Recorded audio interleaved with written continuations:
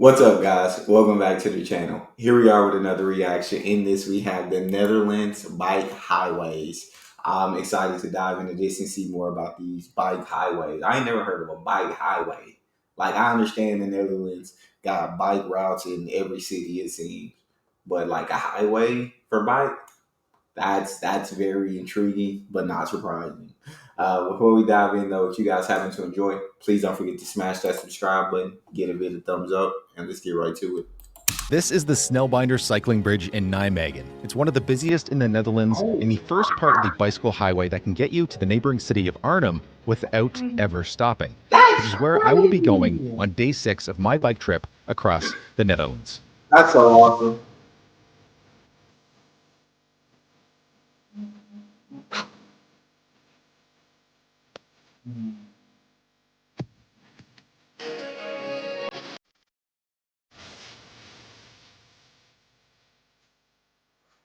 Today I begin in Nijmegen with the final destination just 20 kilometers away in Arnhem. This will be by far the shortest day. Well, at least that is the plan. To get to Arnhem, I am taking the Rijnwaalpad, or F325. Opened in 2015, the Rijnwaalpad was the first fast cycle route in Gelderland and offers a smooth path between the two cities. Now, I know I talked about this route in a previous video, but I wanted to experience it for myself to see what it's actually like at rush hour. How many people are actually riding in between two cities on a bicycle highway? Well, from where I was standing, I could already see that it was busy. At least the Snailbinder was, which is the cycling bridge attached to the railway bridge, Spoorbrug Nijmegen. Opening in 1879, the historic railway bridge crosses the wall linking central Nijmegen to the district of Lent in the north. And here on the southern end stands the Landhof bridgehead, once a guardhouse, an anti-aircraft post, and even an artist studio. It has avoided demolition on many occasions, and today you can take a guided tour inside. Look at this view. I know he's talking about that, but look at that view. My days. That's such a nice view. To explore a bit of history. Please. Or you can ride right through on Snailbinder, which just happens to mean bungee cord. Yeah, like the ones you use to attach things to your bicycle rack. Like the way this bridge was attached to the nearly 150-year-old railway bridge back in 2004. And since then, it has become a vital connection across the wall and now sees thousands of cyclists a day. Even back in 2017, it averaged over 6,000 a day. And with the continued rise in population in Lent, it's possible that that number has risen closer to the traffic seen across the Neskio Bridge in Amsterdam at around 9,000 a day. There are a couple options for getting onto the Snailbinder. The first is to simply ride on at one end of the bridge, but the second is a few hundred meters up the way at this stairwell, which might look daunting if you've got a bike with you, not to mention a heavy e-bike fit with 2 stuffed saddlebags. However, this is no ordinary stairwell. It actually has a little conveyor belt to give your bike a boost up to the deck and quickly on your way. So as you can see, this path is in... Y'all just think of everything, don't you? You guys just think of every little thing to make things convenient as possible. I love it. I love it. You guys are just, yeah, that's just something that I wouldn't even think about. That's just insanely busy. I'm on the bridge right now, and I suspect the reason why I'm seeing so many people go into Nijmegen as opposed to coming out the other way is because this isn't just used for people going in between the two cities. There are smaller towns, for example, just across the river here. There's going to be people commuting from closer by. I suspect that's why there's more people going in than coming out at the moment. This becomes very apparent once you reach Lent on the north side, where several paths converge. Most of the traffic coming from the east, and that's the direction I followed, out of Lent and continuing along the Rijnwaalpad towards Arnhem.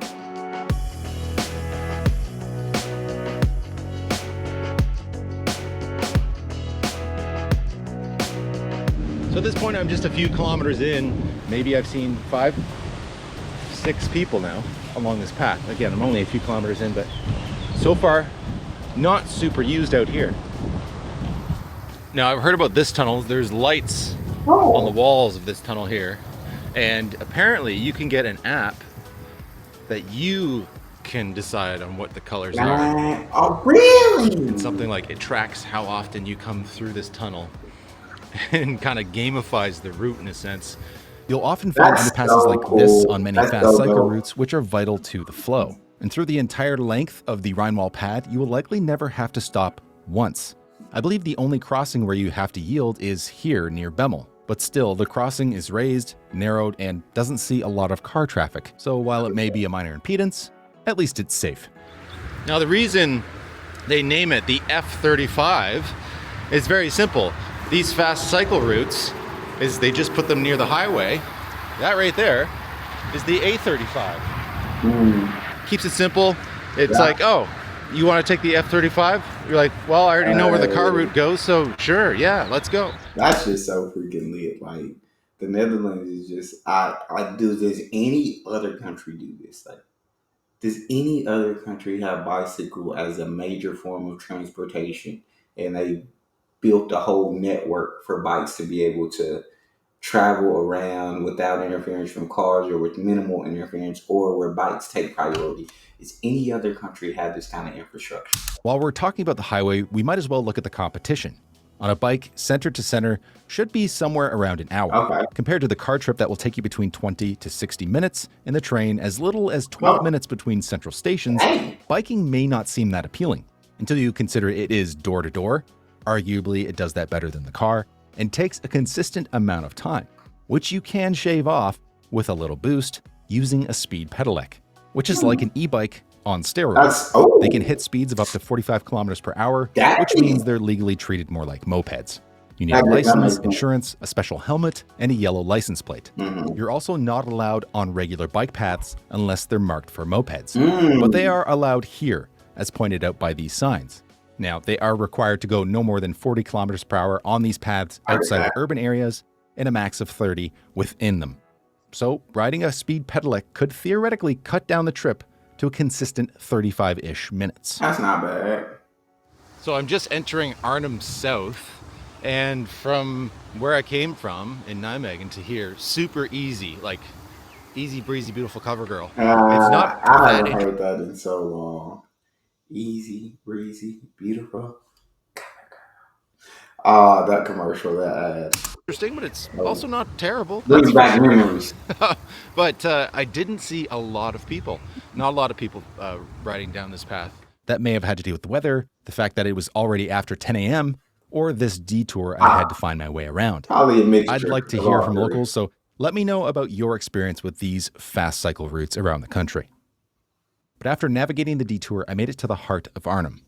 Once a favorite retreat for the wealthy, thanks to the rolling hills and stately parks, the capital on the Rhine is known for its fashion district, green spaces, and connection to the nearby Hoge Veluwe. However, it is much more recent history that dominates the city, which I was first reminded of when crossing this bridge over the lower Rhine into the city center. So if you know the movie A Bridge Too Far, this is the bridge that was too far. This is Arnhem Bridge. Well, it's no longer Arnhem Bridge. It's actually called John Frost Bridge after Major General John Frost, who led British airborne troops into battle here during Operation Market Garden. And as much as I would love to go into the nitty-gritty details of the operation, I'll try to keep it brief. So, 3 months after D-Day, the Allies had a foothold in Europe and were looking for a way into Germany. A plan was hatched, which was Operation Market Garden. Market was the deployment of American, Polish, and British paratroopers between Eindhoven and Arnhem to secure key locations, which would allow for the second part, Garden, a northward thrust from Belgium of Allied tanks through Hell's Highway. And with that, a route to Berlin, bing, bang, boom, the war is over by Christmas. But this was indeed a Hail Mary, which was dependent on accurate intelligence, cooperation, surprise, and luck. Unfortunately, those things did not line up. Here in Arnhem, British paratroopers managed to capture this bridge, but reinforcements never reached them. And those who could were forced to evacuate. It was, as Lieutenant General Frederick Browning said during the planning stages, a bridge too far. Had the operation been successful, it would have certainly changed history, but let's not go down that theoretical rabbit hole. Because it was a failure, but I think that failure is why I find its history so fascinating. Because the people here didn't hold it against the troops. Quite the opposite, in fact. They have been immortalized by the countless plaques, monuments, and statues in the region. There was even a museum right here near the bridge, which I didn't visit because I had another one in mind just outside of town. But before I went there, I always think it's cool when you can go into a town, I feel like, and learn about the history that happened in that town. But not only history, as Aziz was showing with the camera, bro, the architecture, that old building, bro, looked huge and absolutely freaking gorgeous, well taken care of. So big shout out to the Dutch for that.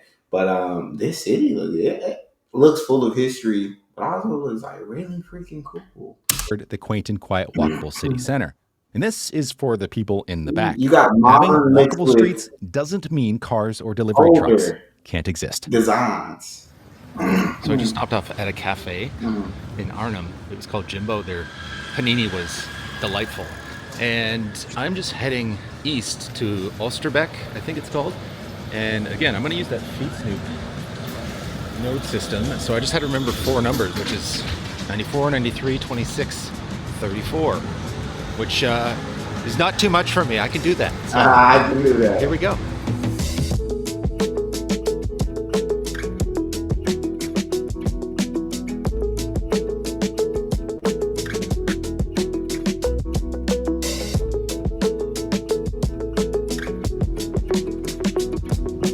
Wow, look at this hill. It's so fast. Holy shit. It's got real hills here in Arnhem. In Oosterbeek, I came across this monument in memory of those who fought to liberate the region from Nazi occupation. Depicted are paratroopers descending as they did on September 17th, 1944. This spot in Oosterbeek was where British paratroopers passed through on their way to Arnhem. They even battled here, once an old hotel used as headquarters for German command in the region and for a short period by the British. But today it is now home to one of the best war museums I have ever visited. It was a lot more than I expected. That was pretty crazy.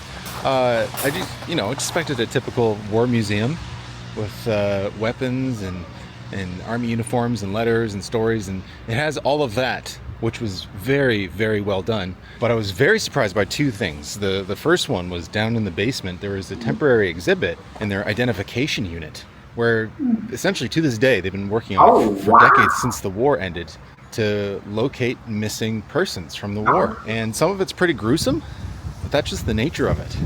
But the second thing was in the very basement. They've dug out an entire, basically like not an amusement park, but it feels like a ride, like a walk-through ride, airborne experience, where you sit inside of a glider, you take off, you land, you get out, you see what it would be like, all the hecticness, the parachutes in the sky, and then the cheers of the people when you walk through Oosterbeek, and then chaos. Just chaos, and just listen to the sounds. The audio production was fantastic in there, just really well done, and really gives a good representation of what it might have been like to have been here during that time period. If you're ever in the area, do go check out this museum. I would absolutely love to check out that museum. That looked crazy. Like, just to be able to get in that ride and then get off and kind of see how it was back then in the war. Like, because as someone born in 1995, I don't know what war looked personally. I've never seen war in person, right, with these eyes. So just to kind of experience that in the museum, I think would be cool. Recommend it.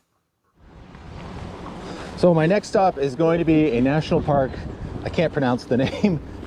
There it is on the screen. But it was recommended to me by one of the watchers of the last series. So I'm going to check that out, along with a museum that is in the park itself that allegedly has some real treasures. I don't have time to burn. It's supposed to rain in about 3 hours hard. It's raining just a tad bit right now, but it's supposed to come down hard at about 5. So I've got myself about 3 hours till then.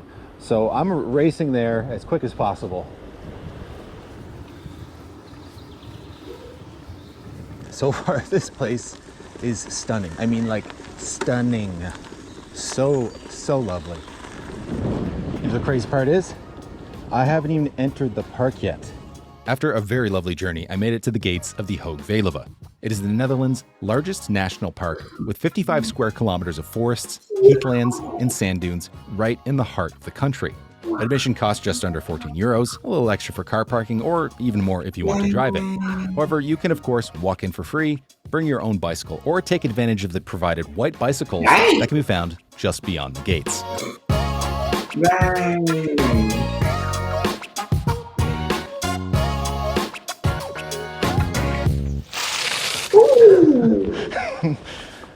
That was nice. That almost like you was on some Fast and Furious bike version type of stuff. That was That's nice. enough. Nice slide. So it's a 10-kilometer ride from that entrance there to the actual museum, which, you know what, sounds like a lot, but I think that's part of the experience. Is why you're here. You're here to see the park, you're here to see the nature. And if the goal is just to go to the museum, well, you ride a bike anyway. Good job. Do whatever you want. There's that smell again. Fresh air. Just like so fresh. I feel like I'm like gaining life just by breathing this air. Yeah, life. I love that. Like, it just went from like dense, beautiful forest to just hilly grassland. Yeah. This is wild. What? Crazy. Yeah. Oh my God. Beautiful. Look at all the openness of it. This is so cool. Yeah.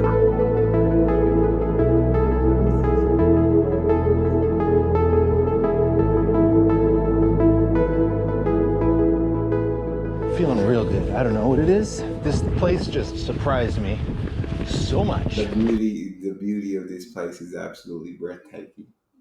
This place looks absolutely stunning. My God. Holy. This is perfect. This is perfect. Okay, I know I said I was in a rush, but I feel like I just have to sit here for a little while because this is so peaceful. This is so nice. I feel that. Like, massive thank you to the person who recommended this place. Really cool. I was told over and over to check this place out, and I was skeptical. I mean, I live in Vancouver. The mountains are my backyard after all. But let me tell you, this did not disappoint. And when I get asked what my favorite part of the trip was, I can't help but think of this moment right here. I love that. I'm glad I didn't just spend the whole day checking out war stuff. This was worth it. This was worth it. The sun's coming out too. Check this out. Beautiful. Dress for the rain, but you know what? Like, everybody loves sunshine. Except for vampires. Oh. And Howie. And Howie. Love the bench warmers. Absolutely iconic freaking movie. But yeah, I love this stuff. Yeah, it be hot. Like, I get hot, and but I would so much rather summertime than wintertime. I so much rather be hot than cold. Like, because I can still play in the heat. Like, yeah, it's hot, but I can still function. When it's cold, I can't. When I walk out, my whole body it freezes up. It takes forever to warm up, if it ever does. So this is the part I was curious to see, because when you look on maps from an aerial view, you could, you know, there's something here, probably a sand dune. Well, there you go. That's a lot of sand. It's like a beach without the ocean. Those stark changes in the landscape is what made this park so interesting to me. It felt like I was rolling through the distinct biomes in a high-res version of Minecraft. It was really something. And as if that weren't enough, there was much more to see at the world-famous Kröller-Müller. So I'm here at the Kröller-Müller Museum. Apparently it's a second home to Vincent van Gogh, and the museum boasts almost 90 paintings and more than 180 drawings, making it the second largest collection of Van Goghs in the world. It also has other famous artists' stuff as well, like Claude Monet and Pablo Picasso. And if you're wondering, Nick, are you reading that from the brochure that you get at the front desk? Yes, I did. But still, it's cool to see this stuff. I always forget how much I love paintings. Van Gogh's work especially stood out to me. One piece showed people just working by the water with a lift bridge in the background. I could have stared at it for ages. But this wasn't just a stuffy museum. Outside, you can find a massive park that is home to a plethora of sculptures. Plethora. I like the way he said that. After indulging myself for a couple hours, it was time to turn back to Arnhem and literally ride uphill in the rain. Storm's brewing. See that rain? That's where we're going. That's where we're going. We've reached this patch again, and it's windy and it's rainy. Oh my God. This wide open space. You really feel the wind. There's nowhere to hide. All right, this is like legit the steepest hill I've had to ride today. It's pushing. I'm pushing. We're pushing, but we're gonna make it. You got it. That rain definitely coming down heavy. Look at his jacket. But like my guy said, we gonna make it. We gonna keep pushing until we get to our destination. I have to say, I do love a good ride in the rain, even better when it's here in the Netherlands. Like, The one thing I do like a lot about being here in the Netherlands is that people aren't nice on the road. And that's not what I mean, like they're mean or anything, but there's a thing in North America, especially where I live, where people try to be nice when they're driving or even whatever, on their bike or walking. It's like, no, go ahead. It's like, no, be predictable. And that's what I found feel here. that. Like, you're crossing a street somewhere where the cars have priority, they'd go because they have priority. It's not like they're just going to stop to be nice. And it just works so much better when everybody just plays by the rules instead of trying to be nice. Ironically, I wasn't being very nice since Google led me here to this road, primarily meant for cars. I don't want to be here. I don't think anybody else wants me to be here, but I am here. I did eventually find a separated path that allowed me to sail past the traffic jam near the edge of the city center. While the ride from Nijmegen to Arnhem was only 20 kilometers, I ended up cycling close to 70 in total before getting back to the city, soaked in rain. But it's always a good time to point out that I wasn't the only one. Thankfully, my hotel was right by Arnhem Central, which means I had a safe place to store my bike until I was ready to head out tomorrow morning. There you go. And I feel like in North America, he's right. People are polite when driving. And I think that there would be less accidents if people were more predictable. So I am in agreement with them. I just think that because of some people in the past that have maybe driven through a light or didn't have priority or didn't have the right of way because they drove and hit somebody. Now people are like, you got to be weary. Like, you got to drive and make sure you're doing everything right. But you also got to pay attention to other cars and like what they gonna do. You got to drive and make sure you don't get hit because nobody else mistakes too. That's all we got. If you guys enjoyed, don't forget to subscribe, give it a thumbs up, check out the next.